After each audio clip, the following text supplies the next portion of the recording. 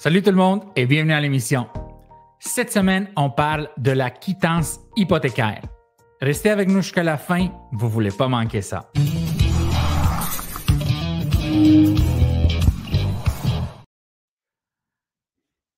David, un prêt hypothécaire est un prêt garanti par une propriété permettant au prêteur d'enregistrer un privilège sur celle-ci, ou aussi appelé un lien hypothécaire.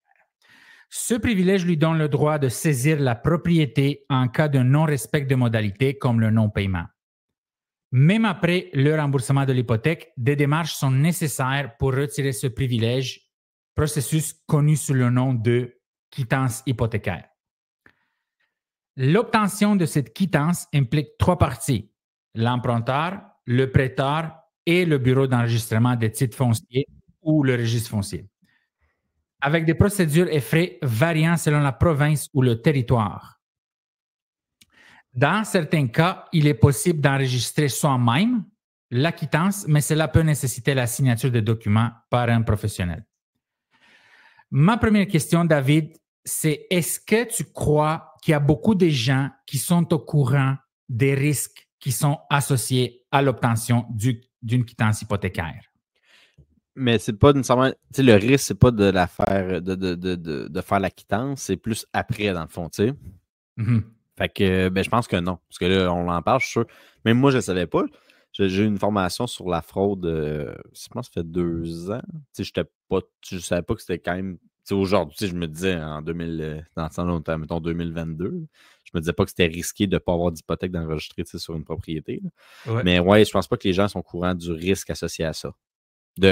Comme je dis, c'est pas de l'enlever, c'est le fait de ne pas avoir aucune hypothèque d'enregistrer sur une propriété immobilière. Exact. Qui est risqué. Exact. C'est ça. Et je voulais faire cet article parce que dernièrement, il y a beaucoup de publicité, surtout aux États-Unis, où la publicité dit « Êtes-vous sûr d'être le propriétaire de votre maison et obtenez un title lock » qui est une assurance titre, en fait. Ouais. Et là, j'ai voulu faire ça parce que c'est vrai que c'est quelque chose que les gens n'en parlent pas, mais c'est déjà arrivé depuis quelques années. Ça arrive encore trop souvent, malheureusement. Et je voulais qu'on fasse ce sujet pour que les gens aient des instructions, si on veut. Exact. J'explique, tu sais quoi, dans le fond, qu'est-ce qui est risqué quand il ne l'a pas ou t'enchaînes, on garde les gens en haleine? Oui, définitivement. Donc, une des choses qui est important de savoir, c'est que en fait, quand on enlève l'hypothèque ou le lien hypothécaire et qu'on demande la quittance hypothécaire, c'est qu'on enlève la garantie que la banque a pour que nous, on puisse payer l'hypothèque, si on veut. Là. Oh, oui, dans le fond, c'est une garantie de la banque de recevoir son paiement. Tu sais. Voilà. Elle est attachée à sa propriété, fait que ça veut dire que la personne qui ne paie pas, ben là, la banque elle peut reprendre le bien. Fait que c'est ça qui protège la banque, finalement, du non-paiement. Exactement. Et j'ai trouvé un article qui est quand même très récent, où il y a une lectrice qui se demande, j'ai lu qu'il y a des avantages à ne pas demander la quittance. Quand ça rend la vente de notre maison à notre insu plus difficile, et de plus que cela permet d'emprunter sur la valeur sans avoir à renégocier une hypothèque. C'est ça. Mais là, dans le fond, la raison du pourquoi, c'est parce que ça peut faire en sorte que quand il n'y a pas d'hypothèque d'enregistrer, c'est plus facile pour un fraudeur de illégalement vendre la maison. Puis de cette façon-là, ça ferait que tu n'es plus propriétaire de la maison. Fait dans le fond, pourquoi garder l'hypothèque sur la maison? C'est pour te protéger des fraudeurs qui voudraient faire une passation de titre en la vendant à une autre personne. Lui, il prend l'argent, il se sauve dans la nature. Là, il y a un acheteur qui achète ta maison, puis là, tout arrive, tu reviens de vacances. Tu es parti 2 semaines en vacances, puis là, finalement, là, t'es pogné, ta maison est plus à toi, tu sais. Puis le jour que tu arrives, il y a un camion de déménagement qui débarque chez vous, là. Ouais, c'est ça, là. Qu'est-ce qui se passe, là? Mais non, mais ça t'arrive, les gens, ils vivent déjà là, tu sais. Aïe. C'est pour ça qu'il dit, quand quelqu'un a une hypothèque sur la maison, ça protège parce qu'il y a plus de vérification d'identité, il y a plus d'instances de vérification. Parce que quelqu'un qui fait des fausses pièces d'identité par arriver chez le notaire, il dit « Je vends à tel acheteur ». L'acheteur, il ne sait même pas que le fraudeur, c'est pas le propriétaire. Tu sais. Fait que le notaire, lui, il a ses 2 pièces d'identité. Fait que c'est quand même facile pour un fraudeur de se faire passer pour le propriétaire, de vendre à une personne, de prendre l'argent, mettons. Puis de cette façon-là, fait qu'avec l'hypothèque, ça va protéger. C'est une sécurité de plus, dans le fond, même si le prêt est à 0, dans le fond. Exact. Et c'est important de comprendre qu'on parle maintenant du danger de vol d'identité. Ouais. Et ce qu'il peut faire, celle-là, c'est que la personne qui a volé votre identité peut vendre votre propriété. Ouais. Qu'est-ce qui se passe quand il vend la propriété? C'est que quelqu'un ou une banque paye de l'argent à cette personne-là. Ouais. OK, votre propriété ne va pas s'en aller, mais c'est que le nom sur le titre de votre propriété ne sera plus le vôtre. Et c'est le nom des nouveaux acheteurs qui ont payé légalement avec une hypothèque qui va être... ah oui, c'est ça. Les autres qui achètent légalement, dans le fond. C'est pas des fraudeurs, les acheteurs. Exactement. Mais ça, c'est un des cas, là, c'est ça. Oui. Et donc, en cas d'un vol d'identité, les fraudeurs ne pourront pas vendre votre maison à votre insu. C'est ça. Car le notaire n'autorisait pas la transaction en raison de ce lien avec l'institution financière. C'est ça. Il faut faire une quittance. Exactement. C'est une démarche de plus qui peut empêcher le fraudeur de passer à l'acte, de vendre la maison. Tu sais. Exact. Et il est cependant important de comprendre que cela n'empêche pas les fraudes, mais rend leur exécution plus compliquée. Exactement. Ben, c'est ça. C'est parce qu'il y a plus d'instances, dans le fond. Exact. Et les fraudeurs, c'est des gens qui cherchent le chemin qui a le moins de résistance. Exact. Donc eux, en général, vont cibler des propriétés qui n'ont pas d'hypothèque, justement pour que ça soit plus facile. C'est super facile de faire ça parce qu'au registre foncier, c'est là que c'est le registraire de tous les lots immobiliers, de tous les lots qui est le numéro légal unique d'un terrain ou d'une propriété. Fait que tout ce qu'il y a à faire, c'est faire des recherches. Il tombe sur une maison qu'il n'y a pas d'hypothèque, puis il attend que la personne parte en vacances, mettons. Puis là, il peut passer à l'acte. Fait que c'est public, ces informations-là. Fait que c'est quand même assez facile là, de savoir s'il n'y a pas d'hypothèque. Là. Exact. Donc, quand on vend notre propriété, on a le choix de demander la quittance ou ne pas la demander. Ouais. Donc, on va détailler tantôt c'est quoi les solutions. Ouais. Mais si on la demande, ce qui se passe, c'est que il n'y a plus aucun lien sur la propriété. Donc, il n'y a aucune tierce partie qui a de l'intérêt dans la transaction. C'est ça qu'il faut comprendre. La deuxième solution, c'est d'avoir une assurance titre. Ouais. OK? Donc, est-ce que tu peux expliquer un peu, s'il te plaît, c'est quoi l'assurance titre? Là? L'assurance titre, c'est quoi? C'est une assurance qui va protéger plusieurs éléments sur une propriété, mais ça, c'est lors de l'achat.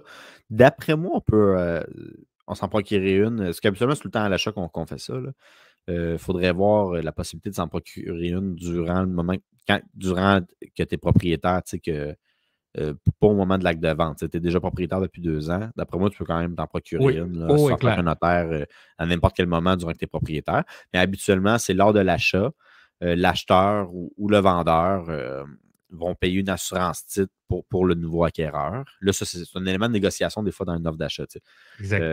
Un exemple, qu'est-ce que l'assurance titre là, il faudrait lire en détail exactement c'est quoi tous les éléments que l'assurance couvre. Mais la particularité de cette assurance-là, c'est que c'est un paiement unique. Fait que tu payes une fois l'assureur, puis tu es assuré tout le temps que tu es propriétaire. Fait que ça, c'est quand même assez intéressant pour ça. Mais exemple, tu as un empiètement, la clôture du voisin. En fait, ta clôture, mettons, elle empiète chez le voisin. Puis à un moment donné, le voisin, il y a un recours contre toi pour déplacer ta clôture. Fait qu'au moment de l'achat, tu te rends compte, durant ta promesse d'achat, tu n'es pas encore propriétaire. Là, tu vérifies, tu dis, hey, la clôture, elle empiète chez le voisin. Mais là, c'est un risque. T'sais, si le jour pour que le propriétaire veut faire déplacer ta clôture, c'est des démarches, des fois judiciaires, si, mettons, les parties ne s'entendent pas, l'assurance titre va venir protéger. C'est un genre de choses que l'assurance titre pourrait payer. Fait qu'elle pourrait payer les travaux pour déplacer la clôture. Ou, exemple, un cabanon qui est dans la servitude d'Hydro-Québec, une piscine. Là, il faut que tu déplaces ta piscine parce que Hydro-Québec a besoin de faire des travaux. Mais ça, c'est le genre d'affaires que tu prévois habituellement avant l'achat, quand tu analyses le certificat de localisation. Mais moi, systématiquement, je la prendrais. Ça ne coûte pas cher une assurance titre. Là, souvent, c'est entre 500 et 1000 $, dépendamment de la valeur de la maison. C'est pas une affaire chère pour le trouble que tu peux te sauver là, quand il y a des problèmes comme ça. Fait que en gros, c'est ça l'assurance titre. OK, Puis, parfait. tu me disais, ça protège justement ça que tu me disais. Tu peux poursuivre, là, Dragoche, mais tu me disais que l'assurance titre pouvait protéger si, mettons, tu te fais frauder puis ta maison elle passe de titre à une autre personne illégalement. C'est le genre d'affaire que l'assurance pourrait couvrir. Ben, ça couvrait les frais, dans le fond, judiciaire, puis d'enquêteur, puis etc. Là. Exact. Donc, ce que j'aimerais regarder, c'est que il y a plusieurs solutions. Donc, on en a parlé de 2 pour éviter le vol d'identité. Donc, la première, on a dit, c'est qu'on garde l'hypothèque. Ouais. Donc, en fait, on garde le lien. Un coup que l'hypothèque est remboursée, mettons, tu gardes l'hypothèque, elle reste enregistrée, mais tu ne dois plus nécessairement d'argent à la banque. Tu sais. Exactement.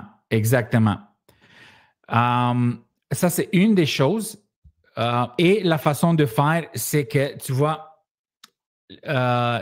rassurez-vous l'idée de ne pas payer des intérêts. Donc, lorsque ce dernier est remboursé en totalité, donc le prêt, il faut faire ce qu'on appelle une quittance pour la publier au registre foncier et radier l'hypothèque. Exact. Okay? Pour la retirer, dans le fond, au registre foncier, tu vas voir tout l'historique. Là. Oui. Fait que c'est pour enlever, dans le fond, l'hypothèque qui est attachée à l'immeuble. Exact. Et l'immeuble, c'est le numéro de lot. C'est pas juste une bâtisse, là, c'est tout le terrain, le lot, la bâtisse. C'est justement ça que je voulais dire. Donc, chaque maison a comme un numéro d'assurance sociale. Ouais. En fait, c'est associé au terrain et non pas à l'immeuble. Ouais. Mais on va prendre un exemple simple. Là, non, mais l'immeuble également, c'est tout. Là. Oui. Oui, ça. Définitivement. Mais les gens, parce que des fois, ils pensent immeuble, c'est bâtisse, là, mais c'est pas ça. Oui, définitivement, c'est ça. C'est l'immeuble légal, qui est la terre. Oui, qui est le terrain et tout ce qui est sur le terrain. Oui. Donc, ça a un numéro d'assurance sociale. On va dire ça pour être plus simple. Donc, c'est un numéro de 7 chiffres, right? Oui. Ça, ce numéro-là, il est unique. Et lorsque vous devenez propriétaire, soit que vous devenez propriétaire en achetant cash ou en contractant une hypothèque. Ouais. Puis quand on dit cash, c'est juste 100% argent comptant. C'est pas nécessairement du cash illégal. Non, définitivement. T'achètes sans hypothèque, t'achètes en argent comptant. Argent comptant, tu transfères 500 000 ton compte en banque, peu importe. Mais l'argent qui est dans virtuel ou comptant. Ou crypto, whatever. Et ça, c'est donc, lorsqu'on fait ces transactions, si on contracte une hypothèque, la banque met un lien hypothécaire qui est appelé une acte hypothécaire. Exact. OK, officiellement. Qui est le contrat entre la banque et l'acheteur. Exact. Qui sert à garantir que l'acheteur, vous allez rembourser en totalité le prêt. Exact. Ça sert aussi à signaler, si on veut, à d'autres personnes qui a une garantie sur la maison. Donc, c'est-à-dire que le propriétaire a des obligations envers un prêteur. Right? Ouais. Donc, quand tu achètes la propriété, disons, elle vaut 500 000, tu mets 100 000 down, tu as 400 000 d'hypothèque sur ta maison. Right? Si tu veux acheter une auto, lorsque les gens les banques vont regarder toute ta situation financière, vont voir qu'il y a de la place, si on veut, pour 100 000. Ça, c'est utilisé aussi. OK? On rentre un peu dans les détails pour que les gens comprennent le processus au complet. Lorsqu'on vend... Tu veux dire que tu peux acheter une voiture avec une hypothèque d'enregistrer sur ta maison. C'est ça que tu veux dire? Oui, bien sûr, oui. Mais c'est ça. C'est pas n'importe qui peut... Moi, je peux faire un prêt de 10 000 à une personne. Puis moi, si je fais pas... Admettons, je pourrais dire à la personne qui est... Mais moi, je veux que ça soit enregistré sur hypothèque de deuxième rang, mettons. Voilà. Il peut y avoir différents rangs, là, mais là, ça, on en reparlera. Mais tu peux dire, mettons, je veux que ce soit hypothèque enregistrée sur ta maison. Comme ça, moi, si le gars ne me paye pas, je peux aller me raccrocher quelque part. Tu sais. Voilà. C'est un excellent exemple. C'est ça que je veux que les gens comprennent. Donc, tout ça est possible parce qu'il y a l'acte hypothécaire qui est enregistré sur le numéro de votre propriété, au registre foncier, le numéro d'assurance sociale qu'on a dit là. Ça, s'il est enlevé, on ne voit plus rien au registre foncier autre que votre titre, l'acte de vente, votre titre de propriété. Right? Ouais. Maintenant, ce que les fraudeurs font, c'est qu'ils vont aller chercher les maisons qui n'ont pas d'hypothèque, right? Pour le vendre à votre nom, en volant votre identité et le vendre à votre nom. Il y a plusieurs solutions d'empêcher celle-là. Donc, on a parlé de la première, on garde l'hypothèque. La deuxième, c'est qu'on achète une assurance titre. Et la troisième, c'est quoi? La troisième, c'est de conserver le lien, même si on ne prend pas un match de crédit. Exact, parce que tu sais, ce qu'on a tantôt off-cam, je veux dire, quand on n'était pas online, tu sais, ce que j'avais dit à Dragoche, c'est que oui. Oui, exactement ça ici. J'ai un blanc, là. J'ai un blanc, c'est ce que j'allais dire. Mais ce que je voulais dire, dans le fond, c'est que quand ton hypothèque, tu sais, quand le lien, il reste là, tu ne dois plus d'argent nécessairement à la banque. Ah non, ça, je veux dire, excuse-moi. Mettons, tu achètes un terrain, je disais, mettons, tu achètes un terrain 100% comptant. Oui. Ce que tu peux faire, c'est aller chercher une marge de crédit hypothécaire. Oui. Fait que dans le fond, tu vas mettre une hypothèque sur la maison, mais tu peux laisser ta marge à zéro, tu sais. Exact. Fait que ça va juste être une sécurité supplémentaire pour. Comme dit, ça ne protège pas de la fraude, sauf que pour le fraudeur, c'est beaucoup plus compliqué quand il y a une hypothèque d'enregistrer. Et il y a aussi une banque qui est impliquée, qui ont des moyens, qui ont des avocats, puis des enquêteurs. C'est moins l'assurance évident. titre, mais encore là, ça ne protège pas de la fraude. Mais ce que ça va faire, c'est que ça va payer les. Fait que, parce que même si c'est une assurance titre, c'est quand même facile. Puis tu n'as pas d'hypothèque, c'est quand même facile pour le fraudeur. Le fraudeur pourrait faire sa fraude. Puis là, tu arrives, mais là, ton assurance, elle va payer tes frais d'avocat puis judiciaire et tout. Là. Mais tu pourrais, en plus de ça, dire, je cherche une marge de crédit de 10 000, mettons. Fait que comme ça, tu as une hypothèque d'enregistrer, tu la laisses à zéro, tu ne l'utilises pas. Exact. Mais oui, tu es bien mieux d'avoir ça si tu as des. Tu sais, on parlait des cartes de crédit à 10 mais tu sais, souvent, les marges de crédit, ça va être en bas de 5 Ça va être selon le taux hypothécaire en vigueur. Fait que ça pourrait être ça. Parce que, comme je dis, l'assurance titre, ça ne protège pas de la fraude. Exact. Fait que tu pourrais aller chercher les deux, tu sais. Exact, c'est ça. Et tu sais, comme a dit l'experte Sylvie Dion, donc, comme n'importe quelle assurance, cette protection, on parle de l'assurance titre, n'empêche pas le problème de survenir, mais ramasse les dégâts après coup. Dans le cas d'un vol de maison, vol d'identité pour vendre votre maison, nous prenons en charge le travail et les coûts qu'il faut en embauchant des enquêteurs, en retenant les services d'un avocat et même en allant devant les tribunaux pour que vous n'ayez pas à le faire. C'est ça. Et vous n'avez aucune franchise à payer. Donc, moi, je trouve, David, que des trois, l'assurance titre, c'est une très, très bonne option. Très bonne option. Mais ce que je te dis, pour moi, c'est parce que tu n'es pas protégé pareil dans le sens que tu n'es pas protégé de l'acte qui va se faire. Le fraudeur va quand même pouvoir facilement faire la passation de titre. Puis après coup, l'assurance titre, tu sais. Je sais pas si tu comprends ce que je veux dire. Oui. Tu as juste une assurance titre, tu n'as pas d'hypothèque. Fait que l'assureur, tu t'en vas, mettons, mais lui, il peut quand même faire sa fraude. Parce que c'est facile pour lui vu qu'il n'y a pas d'hypothèque. T'sais. Fait que là, il fait sa fraude. Ça se fait. Là, tu arrives chez vous, qui oui, tu as l'assurance titre, mais tu sais, moi, je prendrais les deux. J'enregistrerais une hypothèque dessus, même si c'est un achat 100% comptant. Comme ça, le fraudeur risque de ne pas le faire. Ça risque d'être encore plus difficile. Puis en plus, tu as l'assurance titre. Mais si tu as juste l'assurance titre, le fraudeur peut le faire pareil, ça fraude. C'est ça que je voulais dire dans ce sens-là.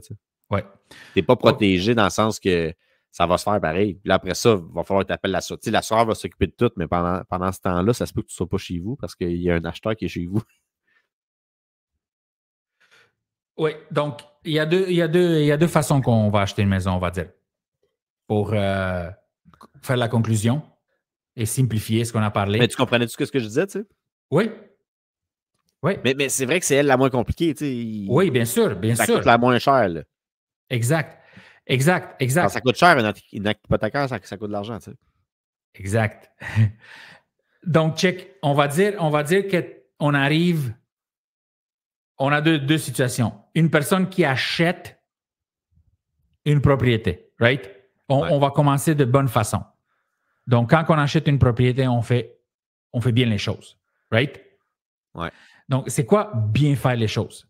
Disons qu'on achète une propriété, argent comptant, si on veut, cash, ou qu'on transfère le montant total. Donc, on n'a pas d'institution financière qui nous finance. Exact. Donc, ça, c'est la première situation. On arrive, maison 500 000, on paye de notre compte en banque 500 000 sur la propriété. À ce moment-là, quand on va aller notarier, passer chez le notaire, pour signer l'acte de vente, les solutions qu'on trouve, qui sont la solution à cette situation, c'est qu'on va acheter une assurance titre et on va pouvoir se prendre une marge hypothécaire. Mais mettons, tu veux le plus de protection possible. Mettons. Exactement. Donc, tu fais les deux. On parle des solutions, on aime ça parler des choses, mais aussi les solutions.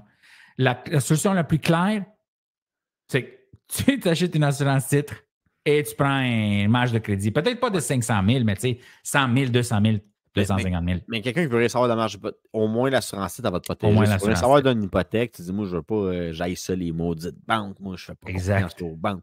Je mets mon argent dans mon oreiller. Ouais. Mon Han. Ouais, mais tu sais, je comprends. Une assurance titre, tu vas être protégé. C'est juste que l'assurance titre, elle, va falloir que c'est quand que ça va arriver. Ben, là, ça va comme c'est pas 100% que ça arrive. Là. Mais si un jour ça arrive, là, l'assurance titre, elle va faire les démarches. Puis elle va te protéger. Mais tu n'as pas nécessairement envie de te rendre là. Non, exactement. Mais tu sais, même moi, je pensais pas que ça se faisait si couramment, mais à ce qui paraît, c'est quand même courant, entre guillemets. Là.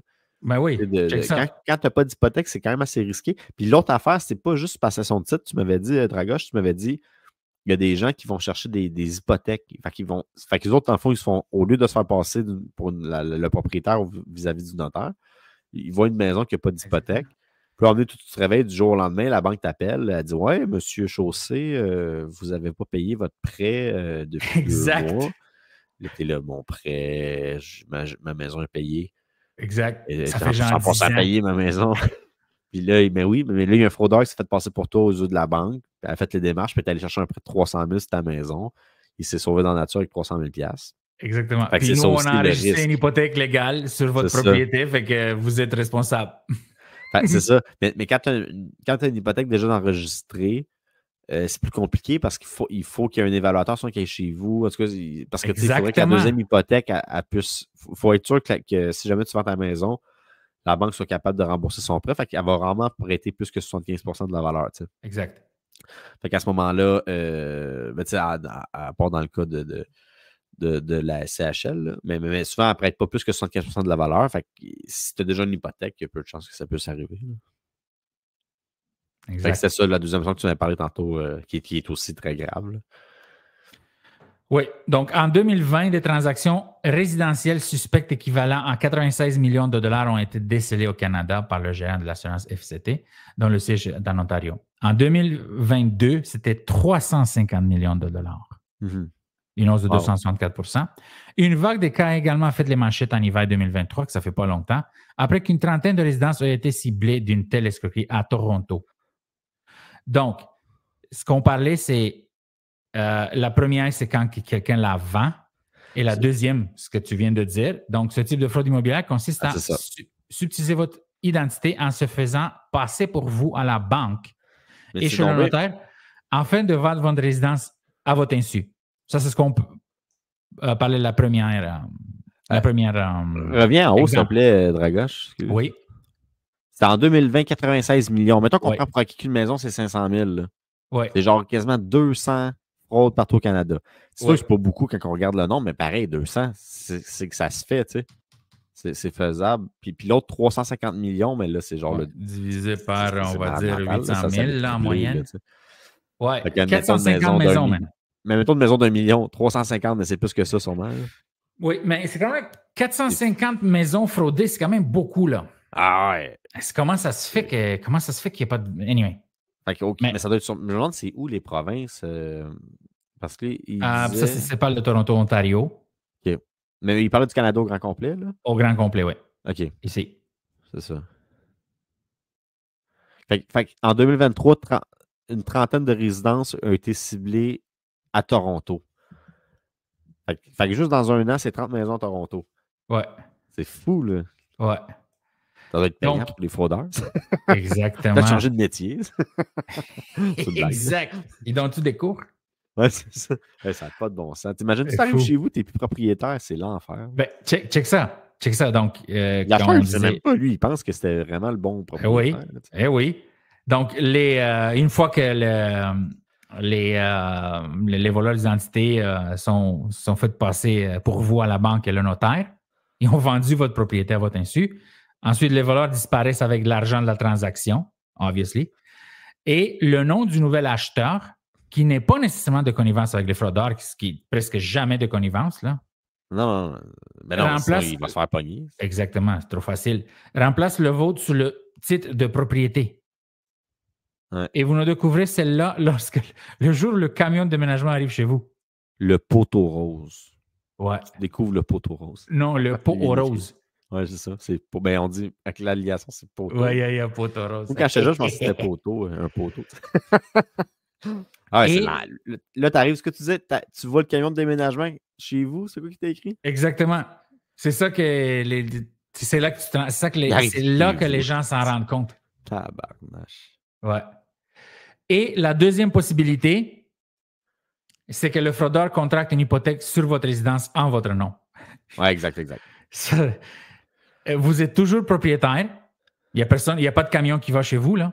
Ouais. Mais parce que votre propriété n'a pas d'hypothèque, parce que ça, dans ce cas-là, c'est les propriétés qui n'ont pas d'hypothèque qui sont ciblées. Vous êtes toujours propriétaire, comme je dis, mais vous serez responsable du nouveau prêt. Et le jour que vous apprenez cela, c'est pas quand le camion arrive chez vous, mais c'est quand le créancier cogne à votre porte pour savoir pourquoi vous ne faites pas vos paiements. mais là, je ne sais pas qu'est-ce qui arrive, c'est ça. Mais sûrement que la personne peut s'en sortir si c'est vraiment pas lui qui a contracté le prêt. Là. Mais définitivement. Ça doit être assez compliqué parce que, tu sais, très compliqué. Sur son avis de 60 jours par la banque, là, elle veut prendre la maison, là, bonne chance. Là, il faut que tu fasses geler ta maison avec tes avocats pour remettre ça en cours. Exactement. Mais l'assurance titre, elle la protège aussi dans le cas d'une fraude hypothécaire. Oui, donc l'assurance titre, comme on a lu tantôt, va tout faire. Là. Il va engager les enquêteurs, les avocats, il va s'en aller devant les tribunaux pour toi. Donc, tu n'as plus rien pour 500 ou 800 piastres. Avoir une obligation. C'est un peu stupide. En tout cas, en 2024, tu achètes une maison, là, il devrait avoir un mécanisme de sécurité, là, de code. Là. Ça ne serait pas trop compliqué à implanter. Mettons, tu t'achètes. Là, tu veux. Admettons, là, tu aurais le choix de dire. Il faudrait que ça soit sur un blockchain. Comme que les transactions de crypto-monnaies sont cryptées. Oui, mais sur le blockchain, pas sur la crypto, parce que les cryptos, c'est sur le blockchain. Mais ce que je veux dire, c'est que lorsqu'il y a des transactions dans la crypto, ils sont vérifiés. Je ne suis pas l'expert du crypto, mais ils sont vérifiés des centaines de fois ou des dizaines de fois. Mais c'est exactement ça. Tu ne peux pas frauder une crypto. Je parlais maintenant d'un genre d'instance de sécurité là, que le notaire est obligé de vérifier, mettons, auprès de cette application-là. Voilà, mettons. Exactement. C'est ça qu'il devrait faire. Là, mais ils sont tellement carrés. Tu sais, dans le temps de la COVID, les notaires avaient commencé à faire des signatures électroniques. Oui. Les comptables, ça avait passé, c'était correct. Nous, les courtiers, ça fait longtemps qu'on fait des signatures électroniques. Puis les notaires avaient le droit de faire des signatures électroniques sous certaines contraintes qu'il fallait qu'ils voient la personne par caméra. Ouais. Il y avait des doubles vérifications à faire. Parce que sinon, tout l'immobilier au Québec là, allait planter. Là. Il y avait plein de transactions qu'il fallait qu'ils se fassent. Puis là, dernièrement, ils ont refait une loi que, finalement, on peut juste le refaire quand les signatures électroniques pour les notaires, c'est seulement dans des cas de situation exceptionnelle. Parce qu'ils veulent que ce soit présent. En cas pas de crise majeure, là, mais de force majeure. En cas de force majeure, par exemple, moi j'avais une cliente qui était mourante à l'hôpital, elle a pu le faire. Je suis allé là-bas avec mon laptop, on a fait la transaction.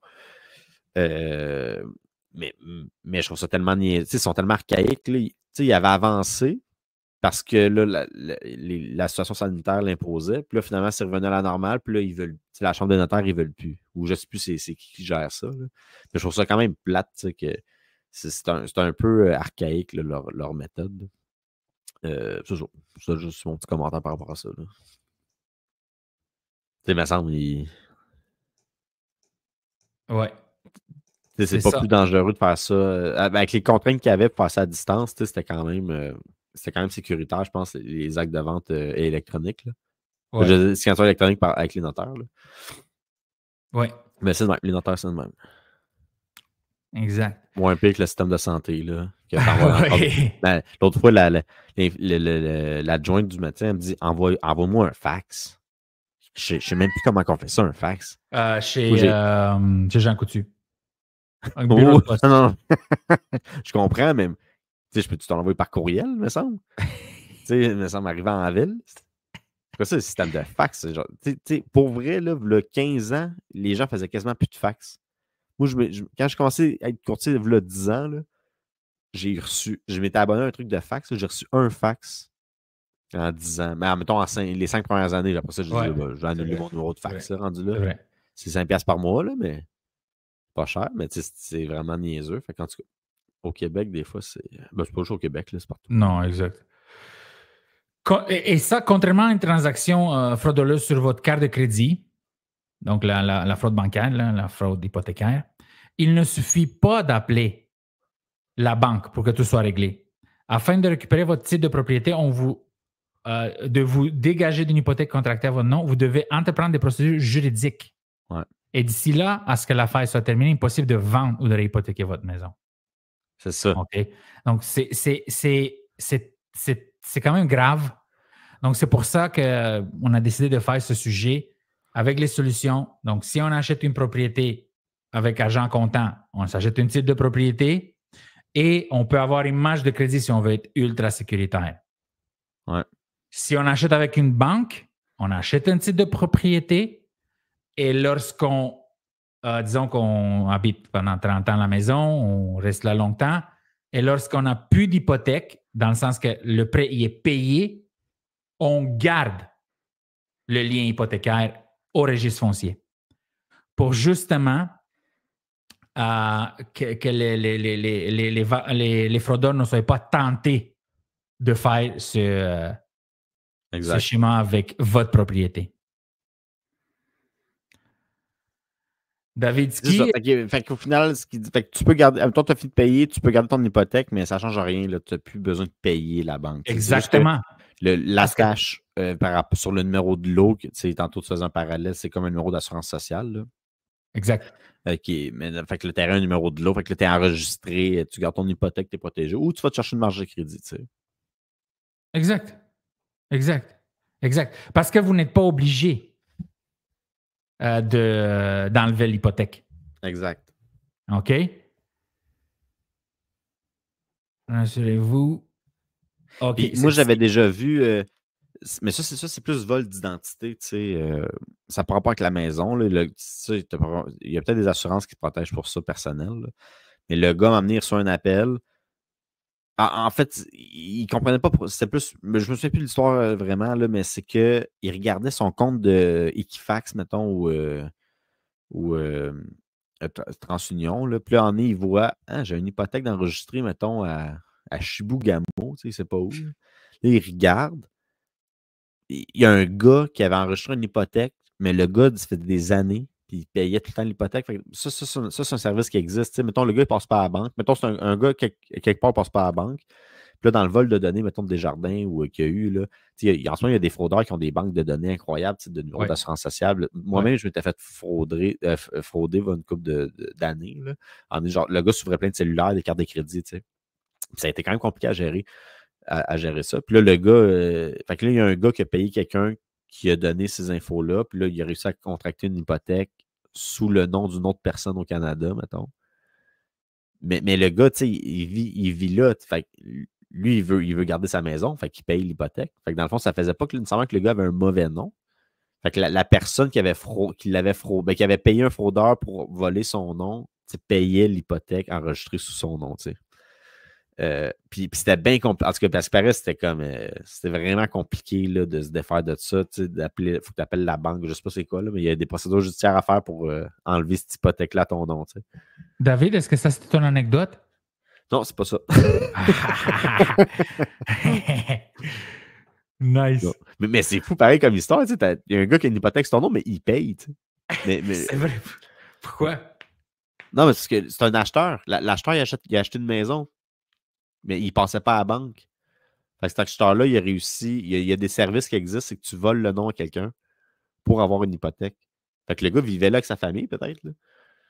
Il vivait dans une maison ailleurs au Canada. Fait que, mais l'acheteur qui a fait ça, lui, il vit là. Fait qu'il veut payer l'hypothèque, dans le fond. Nice. C'est juste que le gars, ça le bloquait parce que financièrement, mettons, son ratio d'endettement, il était à côté. Tu sais. Fait que oui, il a un bon crédit, mais il ne peut pas emprunter ailleurs. Fait que c'était comme une fraude qui n'a pas mal tourné encore. Là. Mais imagine, c'est ça. Mais le jour qu'il ne paye plus, le gars, il s'en fout, il peut s'en aller. Puis... Ouais. Donc, je peux finir avec ça. L'hypothèque, qui rappelons, est la garantie que vous offrez à la banque en échange d'un prêt. Nice. Lorsque ce dernier est remboursé en totalité, il faut faire ce qu'on appelle une quittance pour la publier au registre foncier et radier l'hypothèque. OK? Donc, ça, c'est vraiment bien dit. Là. C'est très simple. Oh, ouais. Vous n'êtes toutefois pas obligé de le faire. OK. L'hypothèque continue simplement de garantir le prêt qui est désormais à 0 $. Et si un fraudeur consulte le registre foncier, c'est ce que n'importe qui peut faire, il verra qu'il y a une hypothèque sur votre maison et passera peut-être à une autre cible. C'est exactement ça qu'on disait là. Oh, ouais. Ça, c'est expliqué par un notaire. OK? Donc, je crois qu'on a fait le tour de ce sujet. On a donné les solutions. Est-ce qu'il y a d'autres choses que tu veux rajouter par rapport à ça? Il y avait mon anecdote, que c'est une petite anecdote par rapport aux quittances hypothécaires. Dans le fond, ça. Fait que, mettons, à peu près. Je commençais en immobilier, fait que ça doit faire 7-8 ans. Là. Je vends un condo. Ça a été vraiment long à vendre, c'était tough à vendre. Là. Dans le temps, le marché n'était pas bon. Là. Fait que ça m'avait pris quasiment 8 mois le vendre le condo. J'ai travaillé fort pas mal. Puis on arrive chez le notaire au mois de mai. Le gars, dans le fond, il a vendu son condo, puis là, il achète ailleurs. Là. Fait que j'ai fait 2 transactions avec lui. On arrive chez le notaire. Là, il signe son acte de vente, tout est fait. Là, après ça, le notaire regarde les chiffres de combien d'argent il va y rester, mettons, après le remboursement de l'hypothèque, après le paiement de la commission, etc. Tous les paiements afférents à ça. Là, la fille a dit, bon, ben, il va te rester 10 000 $, mettons. Mais tu sais, il était supposé de rester, exemple, 70 000. Je ne me rappelle plus ce qu'est les montants. Là. Mais mettons que il était supposé de rester 70 000. Elle a dit, bon, ben, il reste 10 000 $ après le... Là, mon client, il me regarde, tu sais. La peur dans ses yeux, mais moi, avec, là, la peur, je fais... Mais oui. C'était pas ça qu'on avait vérifié, c'est pas les calculs qu'on avait faits. Là, je suis comme, qu'est-ce qui se passe? Là, on a dit à notaire, 1 seconde, il faut qu'on appelle la banque, tu sais. Les appelle sa banque. Mais moi, à ce moment-là, c'était la première fois que ça m'arrivait, ce genre de situation-là. La pénalité? Non, c'est pas. Non, mais non, c'était pas de pénalité de 60 000 $. Là. On en reparlera après. Non, c'était pas ça. Fait que là, il appelle la banque, il m'a dit, oh oui, on a gelé 60 000, mettons, à cause de la marge de crédit. Parce que les banques, ce qu'ils font, quand tu as une marge de crédit, mettons, qui est même si c'est à 0, elle va bloquer le montant que le notaire ne peut pas avoir accès. Ouais. Parce que le temps que tu vendes, la banque, elle veut s'assurer que tu ne vas pas chercher le prêt pendant que tu as vendu, puis après ça, la banque n'a plus de garantie, tu sais. Ouais. De cette façon-là, la banque, elle a toujours la garantie sur ce montant-là. Fait que ça, c'est pas nouveau. Souvent, tu as une marge. Puis des fois, les gens, ils ne savent même pas. Mettons, ils ont un prêt hypothécaire, puis ils ont le droit à une marge de crédit de 40 000 $. Des fois, ils ne l'utilisent même pas, puis les gens, ils ne savent même pas. Tu sais. Mais quand tu arrives chez le notaire, des fois, le montant de marge de crédit va être bloqué. Puis là, il faut que tu appelles la banque qui le débloque, puis pour que le notaire puisse faire la quittance, puis que le notaire puisse te rembourser ce 40 000 $-là. Fait que dans le fond, c'est une façon à la banque de se protéger que tu peux pas remplir cette marge-là, puis qu'après ça, tu vends ta maison, puis là, tu as pris ton prêt, tu pognes l'argent, puis là, la banque, tu dois 40 000 $ à la banque, mais la banque, elle n'a aucune attache après ça pour aller récupérer son argent. Fait que là, finalement, c'était juste ça. Fait que là, finalement, c'était correct. Mon client avait l'argent, mais là, sur le coup, il m'a regardé, c'est parce que David, moi, j'ai besoin de 50 000 $ pour acheter ma maison. Là, il ne pouvait plus acheter, mais ça a comme été une sorte d'horreur. Là, maintenant, je sais tout le temps. J'ai tout le temps de vérifier à mes clients, d'aller vérifier s'ils n'ont pas une marge de crédit de plus, des fois, en plus de leur hypothèque standard. Ouais. Pour éviter ça. Fait qu'avant d'aller chez le notaire, tu vérifies ça. Puis il faut aussi vérifier, là, tu parlais de la pénalité hypothécaire, là, ça, c'est extrêmement de vérifier ça avant de vendre. Ouais. Les institutions financières classiques là, sont quand même assez salées, les pénalités. Puis souvent, il existe des institutions financières virtuelles qui n'ont pas nécessairement de succursale physique, fait qu'ils sont capables d'offrir des meilleures choses. Ben, ils sont capables d'offrir d'autres produits parce que justement, ils sont plus concurrents, ils ont peut-être moins de dépenses là, pour faire opérer la banque. Tu sais. Ou juste, en tout cas, j'imagine que c'est une des raisons pourquoi ils ont des choses différentes. Là. Mais bref, c'est vraiment important de vérifier ça. Tu peux prendre un prêt gelé. Tu peux prendre un prêt fixe 5 ans puis avec une institution virtuelle, puis tu n'auras pas nécessairement besoin de payer une pénalité de fou quand tu vas vendre. J'avais vendu une maison de commerciale, puis le gars, il l'avait pas vérifié, mais c'était pas mon client direct. Il arrive chez le notaire, il dit tabarnouche, c'était genre 45 000 $ de pénalité, c'est une bâtisse commerciale. C'est 130 puis 40, il me semble. Ça avait comme aucun bon sens là, de payer une pénalité de même. Là. Fait que c'est ça. Nice. Fait que c'est pour ça que c'était avant de faire le temps hypothécaire, vérifier. Appelez votre banque. Exactement. Avant de vendre la maison. Là. Puis là, un coup, tu sais combien que ça coûte, tu demandes une preuve écrite de ta banque, là, parce que tu veux être sûr que ta banque, elle te crosse pas. Là. Des fois, ils vont dire quelque chose verbalement, puis là, c'est pas ça. Là. Fait qu'il y a surtout avoir une preuve écrite de combien que ça coûte, etc. Puis là, tu peux vendre ta maison, puis être protégé. Perfect. David, on va passer à un autre sujet. Oui. Le BSIF, qui est le Bureau du surintendant des institutions financières, supprimera dès le 21 novembre, qui était il y a quelques jours, la simulation de crise pour les transferts de prêts hypothécaires non assurés. Ça, c'est le stress test en anglais. Okay. En d'autres mots, le BSIF a affirmé qu'il n'obligera plus les prêteurs à qualifier au taux minimum admissible, TMA, les transferts directs de prêts hypothécaires non assurés. C'est-à-dire que la personne qui a une maison à 500 000, il y a une hypothèque à 300 000. Là, 3 ans plus tard, il dit, bon, mais moi, je veux changer de créancier hypothécaire. Avant, il fallait qu'il repasse ce stress test, là. Ouais. Simulation de crise.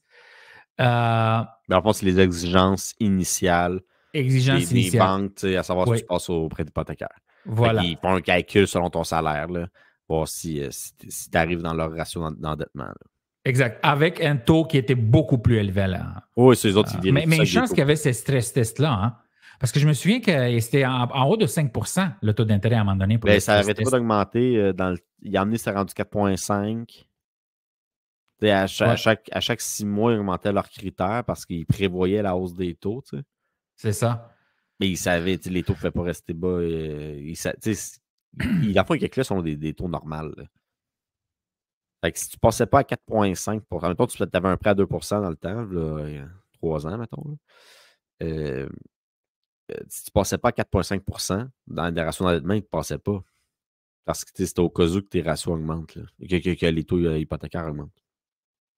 Fait que là, quand tu fais ton transfert, tu n'as plus besoin de refaire ça.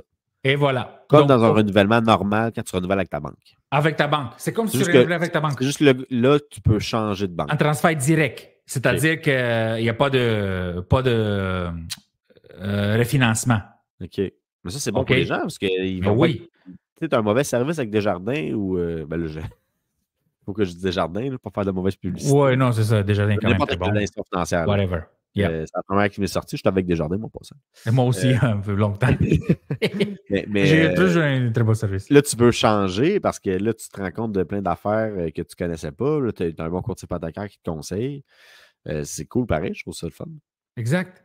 Donc là, tu te dis, bon, mais en place de te sentir prisonnier, parce que là, tu fais, disons, là, le stress test, il est à 5 %, on va dire, puis là, toi, tu te qualifies seulement à 3,8 ou 4,2, là. Ouais, mais en fin de compte, ton taux d'intérêt, il est 4,2. Ah ouais. Ben, tu n'as pas besoin de passer par tout ce stress-là. Mais c'est bon pour la concurrence. Ils vont peut-être offrir des meilleures choses. Tu sais. Exact. Check ce qu'il dit. Parce que tu sais, quand tu renouvelles avec ta banque, elle s'en fout. Admettons que ta situation financière a changé, puis tu sais, toi, que tu n'es plus capable de repasser à la banque selon ton prêt hypothécaire. C'est ça. Même c'est exactement si tu es capable de payer payer ton prêt. Là. Ouais. Mais là, tu es pogné avec ta banque. Puis là, ta banque a dit non, c'est ça les conditions. Exactement. Tu n'as aucun levier tu n'as aucun poids de négociation. Tu sais. Voilà. Fait que je trouve ça cool. Exactement. Il dit cependant, un porte-parole de BSIF avait communiqué qu'il y a 2 raisons principales à ce revirement, là, qui appelle ça un revirement. Donc, premièrement, ils ont pris en compte les commentaires de l'industrie immobilière probablement, et des Canadiens sur le déséquilibre entre les emprunteurs hypothécaires assurés et non assurés lors du renouvellement. Tu faisais décorer dans le décor pour non assuré, là. Ouais. Ils te peinturaient dans le coin pour moi. Ouais. Oh, ouais, ça doit.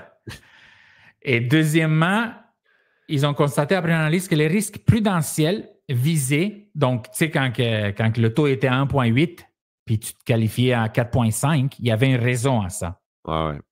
Mais, tu vois, les risques prudentiels visés ne se sont pas concrétisés de manière significative. En d'autres mots, il n'y a pas eu 12 000 reprises de finances là, à cause de ça. Là. Ah ouais. Donc, en tant que régulateur prudentiel, nous permettons aux banques et prêteurs de rivaliser et de prendre des risques mesurés. Mais ce mot, il est très important de rivaliser. Et toi, tu l'as eu, tu sais, c'est ça ma question. Là. Parce que des fois, il y a du monde qui sont capables de payer, même s'ils sont vraiment flush. Parce que peut-être qu'il fait des petites jobs la fin de semaine. Puis exact. Il se fait un petit 10 000 par année cash. Mais oui. C'est pas ça, là. Le jour que tu vas dans le service de santé, tu n'as pas payé tes impôts, c'est pas correct. Exactement. Mais, c'est ça. Non, c'est très bien expliqué. Là, parce que je ne peux pas encourager ça. Yeah. Moi, je paye mes impôts, ça coûte cher en tabarnak, je vais te le dire. Là. Mais oui. C'est sûr que toi, t'es millionnaire, là, toi. Là. Oh non, c'est ça. Pas encore. J'aimerais bien ça. Mais... Exact. Bientôt. Non, j'ai mal mon argent. Est-ce que tu as d'autres choses à dire par rapport à ce sujet? Non, moi, c'est bon, Dragoche. Ça faisait pas mal le tour. Je trouve ça vraiment intéressant. Tu vas parler du Black Friday bien vite. C'est ça comme un petit sujet, le Bonnie, là. Black Friday, t'as quelque chose à dire par rapport à ça? Moi, je ne vais jamais Black Friday, j'en fais pas, moi. C'est que j'ai vu quand je faisais mes recherches cette semaine, en fin de semaine, justement. OK, fait que je devrais faire une visite libre vendredi. Tu penses que ça va se vendre, la maison que je ne suis pas capable de vendre, la Chelsea? Là? Voilà, man. Tu penses que je devrais faire le Black Friday? Oui, mais il faut trouver une promotion. Donc, qu'est-ce que je veux montrer, c'est qu'il y a des gens, donc de l'immobilier. Ah oui? Oui. Et dit non, les courtiers immobiliers n'offrent pas de rabais sur le prix des maisons ou sur les loyers. Et non, évidemment. Et parce qu'ils ne peuvent pas, ce n'est pas leur propriété. Exact. Mais depuis quelques années, et moi, j'ai commencé ça quand... Tu connais un peu mon histoire, donc j'ai des systèmes automatisés. Donc, ça fait des décennies que je fais ça, là. Et je faisais toujours ça. Parce que, pourquoi? Qu'est-ce que tu faisais? Tu faisais un rabais d'1%, maintenant? Exact. C'est exactement ça, tu l'as dit. C'est avec ça que j'ai commencé. C'est tout. Donc, si les gens s'engageaient, disons, je faisais ça au mois de novembre jusqu'à fin novembre, je faisais un rabais d'exactement 1%. Oui, vas-y. Mais là, c'est écrit qu'il y a des gens qui doutent de cette stratégie marketing. Bon, je vais finir mon point. OK, vas-y. Parce qu'on peut en parler de ça, c'est ça que je veux.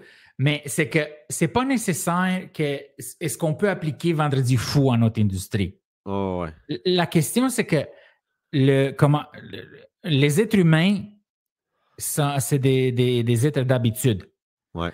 Donc, depuis des années, on sait très bien c'est le vendredi fou, c'est le vendredi fou, c'est le vendredi fou, c'est le vendredi fou. C'est le vendredi fou. OK? C'est un conditionnement. Ah ouais. Et à cause de ce conditionnement, les gens, pendant le mois de novembre, sont dans le mindset de ça. Ah ouais. C'est juste pour ça. Toi, ça donnait-tu un bon coup marketing? Oui. Moi, ça marchait très bien. Des listings, des inscriptions? Oui. Mais, OK. Moi, j'aime pas ça trop faire ça. Mettons de dire, parce que moi, je travaille zéro sans pression, là. Non, mais c'est pas une pression, là. Non, je comprends. Là. Mais c'est parce que moi, mettons, je dis, si tu signes un contrat avec moi d'ici, mettons, du 15 novembre jusqu'au 1er décembre, quand tu signes avec moi, tu as un rabais de 1%. Voilà. Le gars m'appelle au printemps. Non, tu n'as plus de rabais parce qu'il n'y en a plus le temps. Tu sais, Non, mais attends un peu. Oui, tu as raison. Mais là, moi, la personne, elle m'appelle. Moi, je suis un client un peu avisé. Je dis, mais là, moi, je te prends juste, tu me fais ton rabais. Là. Ah, non. Je te prends pas. Ben, définitivement. Mais là, tu comprends, je veux dire. Oui, mais c'est ça que je te dis, David. C'est que c'est pas quelque chose qui est dans le béton. Ouais. OK? C'est juste que tout le monde fait ça. Ouais. Je le sais, il ne faut pas suivre le monde. Mais dans ce cas-là, de Vendredi fou, oui. Ouais. Parce que tout le monde a quelque chose.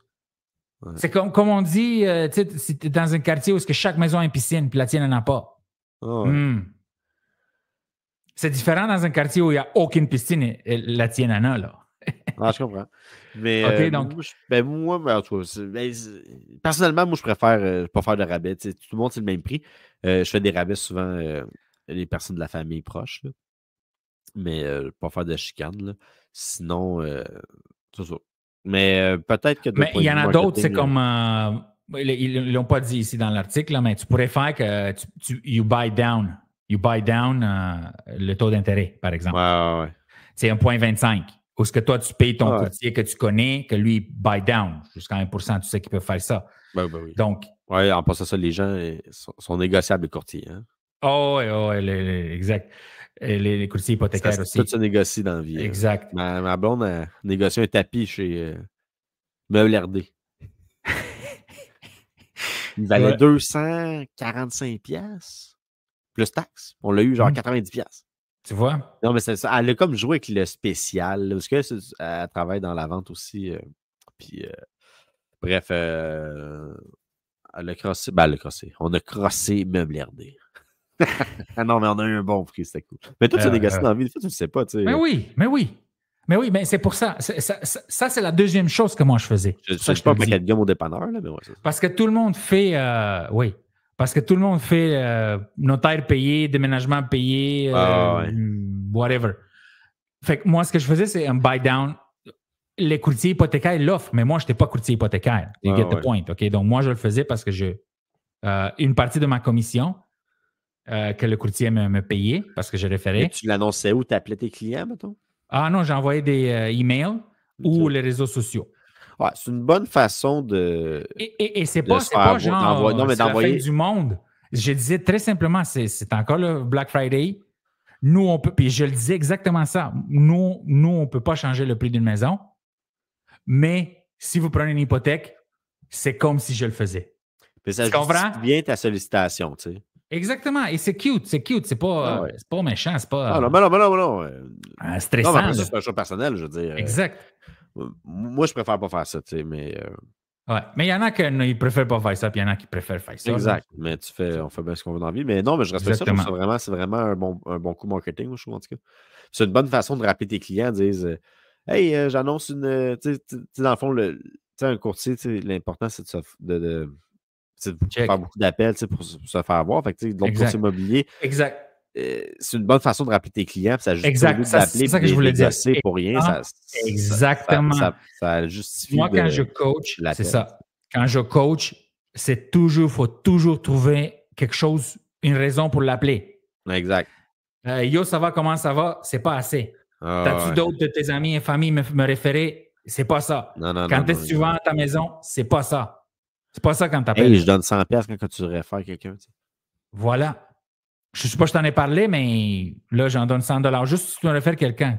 Tu m'envoies un nom, un courriel et un numéro de téléphone et c'est 100$, même si j'achète ou non. Ça, c'est autre chose. Là, t'appelles. Okay.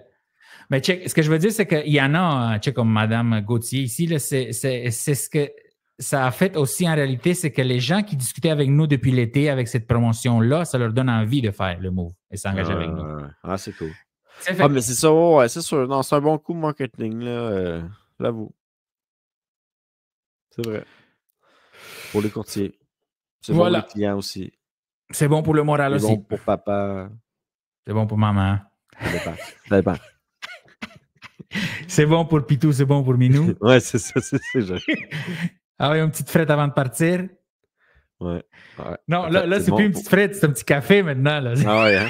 Exact. Ouais. Mais là, toi, il fait. On n'est pas dans les années 50, 60, là. Ah ouais, c'est ça. Faut que tu gardes ton jargon québécois. Pas que tu te fasses assimiler par le Canada, Dragoche. Exact.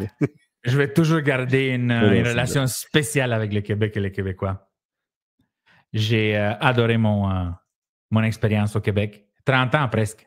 Fait que, pas rien, là.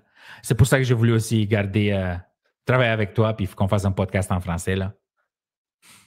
Nice. Parfait, Donc, je pense que ça fait le tour. Ouais, c'est ça. On a rappé ça dans 1 heure, c'est bon. 55 minutes. Non, mais là, c'est moi, j'ai parlé du... Non, mais c'est parce que... Ouais, là, parce qu'on veut faire ça plus short, là, les gens qui nous écoutent. Là. Mais c'est difficile, tu sais, on jase, il faut prendre un sujet, tu sais. Dès qu'on parle d'un autre sujet, c'est 15 minutes. Exact. Mais ceux qui nous écoutent au complet, en tout cas, merci beaucoup, c'est cool. Oui. Et justement, c'est ça que je veux dire. Donc, on vous remercie beaucoup pour votre écoute et votre soutien. Et on se revoit la semaine prochaine. Ciao. Merci tout le monde. Ciao.